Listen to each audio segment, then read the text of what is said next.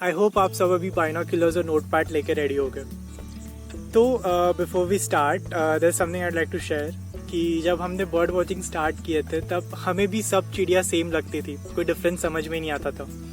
But as we moved ahead we realise that हमें ऐसा क्यों लगता था, क्योंकि हम बर्ड्स को सिर्फ देखते हैं, हम उन्हें ऑब्जर्व नहीं करते, इसलिए हमें सब सेम ही लगते हैं। But when we start observing them we realise कि हर बर्ड के कुछ अलग कलर्स होते हैं, कुछ अलग फीचर्स होते हैं, उनके बॉडी पार्ट्स कुछ अलग होते हैं। So that helps the birds helps to distinguish the birds into different species. So ये ट्यूटोरियल में हम यही करने वाले हैं। We are going to understand the different parameters which we are going to call as the pointers to identify the birds, and in today's video we are going to look at the pointer that is size of the bird. So we'll see that how a size of the bird can help you identify the bird. So let's get started.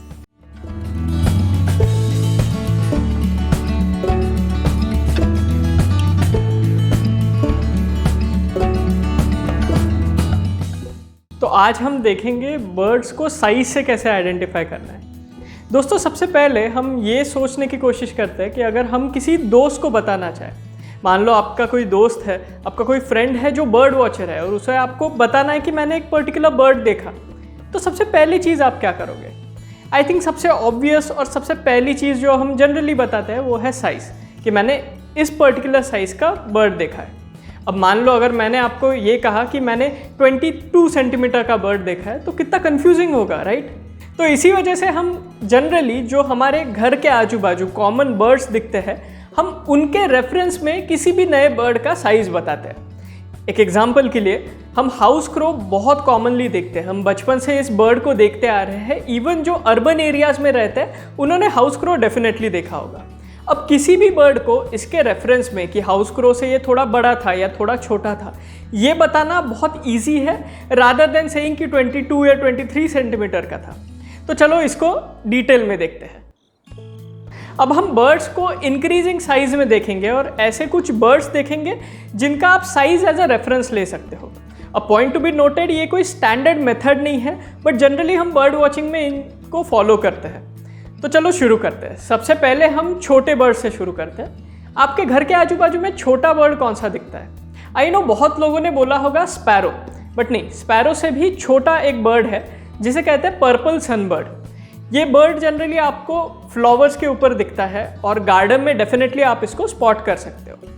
अब आप कहोगे कि क्या ये bird सबसे छोटा है India में? नहीं, सबसे छोटा नहीं है, और ये हमिंग बर्ड भी नहीं है। बहुत लोगों को कन्फ्यूजन है कि हमिंग बर्ड सबसे छोटा है, वो इंडिया में नहीं दिखता है। अब ये जो पर्पल सनबर्ड है ये करीबन 10 सेंटीमीटर के आसपास होता है।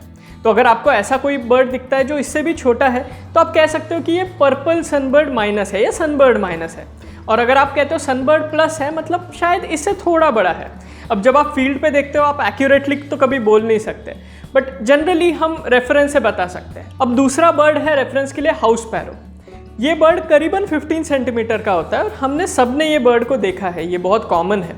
तो कभी भी अगर आप कोई बर्ड देखते हो जो स्पैरो से थोड़ा बड़ा है या स्पैरो से छोटा है, तो आप इमीडिएटली कह सकते हो कि दिस इज स्पैरो प्लस और स्पैरो माइनस, क्योंकि इस बर्ड को हमने बचपन से देखा है, तो हमें बहुत ईजी जाता है रेफरेंस बताना। चलो जाते हैं थर्ड बर्ड पे। अब थर्ड बर्ड है रेड वेंटेड बुलबुल। ये करीबन 20 सेंटीमीटर के आसपास रहता है। हम सेंट्रल इंडिया से ये वीडियो शूट कर रहे हैं और हम सेंट्रल इंडिया में जब घूमते हैं तो रेड वेंटेड बुलबुल सबसे कॉमन है। अगर आप किसी और पार्ट से देख रहे हो इस वीडियो को, तो शायद आपके यहाँ कोई दूसरा बुलबुल कॉमन होगा, पर उसका भी लगभग यही साइज़ होगा। तो आप आपके हिसाब से कुछ अलग बर्ड्स भी रख सकते हो रेफरेंस के लिए। अब चौथा बर्ड आएगा कॉमन मैना। ये 23 सेंटीमीटर के आसपास रहता है। तो अब आप कहोगे कि 20 और 23 तो बहुत क्लोज है, बट इनके ही बीच में बहुत सारे बर्ड्स भी आते हैं और कॉमन मैना और रेड वेंटेड बुलबुल भी हमने बहुत बार देखी होती है, तो हम इजीली इनका भी रेफरेंस दे सकते हैं। तो ये है फोर्थ बर्ड जिसको आप एज अ रेफरेंस ले सकते हो। इसके बाद आता है रॉक पिजन। अभी ये भी एक कॉमन बर्ड है, खास करके ये अर्बन एरियाज़ का बर्ड है। ये करीब 33 सेंटीमीटर के आसपास रहता है। तो बस इस बर्ड का भी आप एक रेफरेंस दे सकते हो साइज़ के लिए। अब जो बर्ड है ये सबसे कॉमन है, हाउस क्रो। हम सब ने देखा है और जैसे मैंने वीडियो के स्टार्ट में कहा, अर्बन एरियाज़ में भी ये आराम से दिखता है। ये लगभग 43 सेंटीमीटर के आसपास रहता है। तो अगर कोई भी बर्ड आपको इसके आसपास के साइज में दिखता है तो आप क्रो के हिसाब से उसे रेफरेंस में बता सकते हो। Again you can say crow plus crow minus, इस तरीके से आप नोट बहुत इजीली कर सकते हैं। अब ऐसे भी कई बर्ड्स हैं जो बहुत बड़े होते हैं साइज में, खास करके जब आप फील्ड पे जाते हो तो आपको रैप्टर्स दिखते हैं, आपको बाकी भी ऐसे कुछ बर्ड्स दिखते हैं जो बड़े हैं। तो ऐसे केस में हम जो अगला बर्ड है उसको एक रेफरेंस करके लेते हैं, दैट इज़ ब्लैक काइट। ये भी एक कॉमन बर्ड है और इसी वजह से हमने इसको एज रेफरेंस लिया है। ये करीबन 61 सेंटीमीटर के आसपास रहता है। अभी तक अगर आपने इस बर्ड को नहीं देखा होगा तो डेफिनेटली आप इसको ऑब्जर्व करने की कोशिश करो। ये अगेन एक अर्बन बर्ड ही है, आपको आसानी से इसकी साइटिंग मिल जाएगी। अब इसके बाद आता है जो हम एक फाइनल रेफरेंस लेते हैं। जैसे मैंने स्टार्ट में कहा, ये कोई स्टैंडर्ड मेथड्स नहीं है, आप आपके और रेफरेंस बर्ड्स डाल सकते हो। तो वो होता है वल्चर। अब वल्चर जनरली हमें दिखते नहीं हैं, आज के डेट में वल्चर्स बहुत कम हो गए। तो वल्चर्स हम ले सकते हैं एक रेड हेडेड वल्चर जो करीबन 81 सेंटीमीटर का रहता है। तो ये हमारा आखिरी एक सबसे बड़ा बर्ड हम कह सकते हैं। तो अब हम कोई भी बर्ड अगर देखते हैं तो इन बर्ड्स को देख के हम उसका रेफरेंस में साइज बता सकते हैं और ये सबसे ईजी होता है। अब दोस्तों, जब हम ये रिकॉर्ड कर रहे हैं अक्टूबर में, this is the start of winter and अब माइग्रेटरी बर्ड्स आना चालू करेंगे। आपके पास के वाटर बॉडीज़ में आप देखोगे कई सारे डक्स आपको दिखेंगे। तो अब आपका सवाल ये हो सकता है कि अगर हमने किसी डक को देखा तो क्या हम डक्स को भी इन्हीं साइज में बात कर सकते हैं? अकॉर्डिंग टू अस ये थोड़ा डिफिकल्ट होगा। तो द बेस्ट थिंग इज़ आप डक्स में ही जो सबसे छोटा डक होता है और जो सबसे बड़ा डक होता है उनके रेफरेंस में बात करो। तो एक कॉमन डक होता है स्पॉट बिल डक, जो करीबन अगेन 61 सेंटीमीटर्स का होता है, जैसे हमने काइट को देखा। पर ये दिखने में अलग दिखेंगे क्योंकि हम वाटर बर्ड्स को जनरली स्विम करते हुए देखते हैं। तो आप बस इस बर्ड का रेफरेंस ले सकते हो और ट्राई कर सकते हो और ऐसे वाटर बर्ड्स को भी नोट करने का with reference to this spot bill duck. अब हम ये दो एग्जाम्पल्स देखेंगे ताकि आपको क्लियर हो कि हम एग्जैक्टली क्या कर रहे हैं। तो सबसे पहले ये बर्ड आपको जो स्क्रीन पे दिख रहा है, ये भी एक कॉमन बर्ड है। आपको आराम से अगर आप ऑब्जर्व करते हो तो आपको ये बर्ड दिखेगा।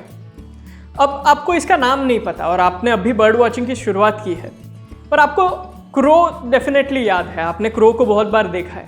तो अब आप आराम से कह सकते हो कि ये करीबन क्रो प्लस है, थोड़ा क्रो से बड़ा है। तो आप जब नोट करोगे इस बर्ड का नाम भी नहीं पता है या फिर दोस्त को पूछोगे तो आप कह सकते हो कि मुझे क्रो प्लस साइज का दिखा बर्ड। अब चलो ये दूसरा बर्ड देखते हैं। ये भी बर्ड कॉमन है। अब मैं सारे ही कॉमन बर्ड्स ही लिखे हैं ताकि आपको आसानी से आपके घर के आजू बाजू दिखे।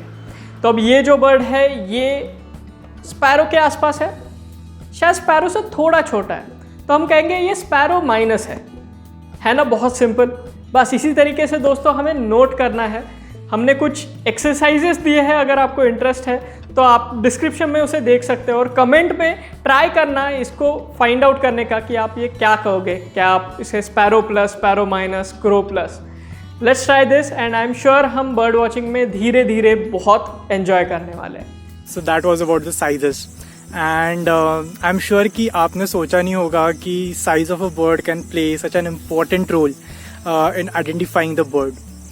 Now, before we end the video, there is this one concept that I wanted to discuss, that every bird has its niche.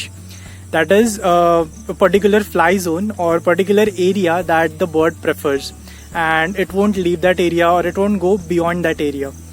So, along these years, we made the small observation that the small birds, they don't fly very high. They have very limited heights up to which they can fly. Like they can go up to top of a large tree and just not above that. We haven't seen any birds, small birds going above that. But the larger birds, they usually fly very high, like the cranes, the eagles, and even the ducks. So this may be because of their strong wings. So this is something that we had observed along these years, that every bird has a niche, and dependent on their sizes, they can fly to different heights. So in the next video, we'll be seeing one more new parameter and get one step closer towards identifying the bird completely. Till then, stay tuned.